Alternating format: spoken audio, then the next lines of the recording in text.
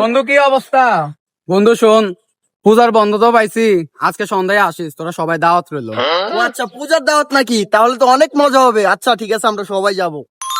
আচ্ছা ঠিক আছে বন্ধু, তোরা আসিস, হ্যাঁ আমি যাই তাহলে। ভাই দাঁড়ান দাঁড়ান, আপনার সাথে একটা কথা ছিল। তার আগে তো আমাদেরকে পূজার দাওয়াত দিছে। পূজার দাওয়াত দিছে, তোমরা পূজার যাইতে চাও? আচ্ছা, আমাদের যে ধর্মীয় অনুষ্ঠানগুলো হয়, এই যে দুইটা ঈদ যায়, তারপরে হচ্ছে রোজা যায়, তারা সে তো তোমাদেরও বন্ধু। কোনোদিন কি দেখছো কোনো ঈদে সে আসতে? আমাদের কোনো ধর্মীয় অনুষ্ঠানে সে আসে না ভাই। হে তো আমাদের কোনো ধর্মীয় উৎসবে আসে না কোনোদিন। এই যে সে আমাদের ধর্মীয় অনুষ্ঠানে আসে না, এটার কারণ কি তোমরা কি জানো? এটার একটাই মাত্র কারণ। এর কারণ হচ্ছে আমরা কোরবানি ঈদে গরু কোরবানি দেই, গরু কোরবানি দেই না। আর গরু হচ্ছে তাদের ধর্মীয় সিস্টেম অনুসারে তাদের মা।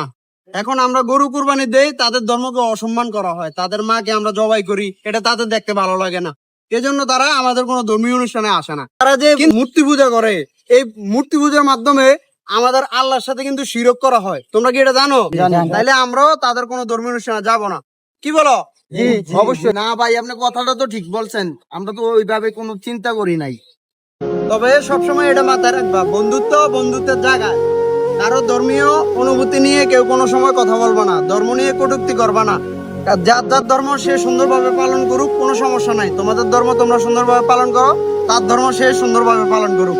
এগুলো নিয়ে কেউ কোনো বাজে মন্তব্য অথবা কোনো ধরনের কথা বলবা না, ঠিক আছে?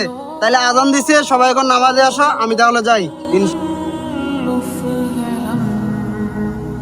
से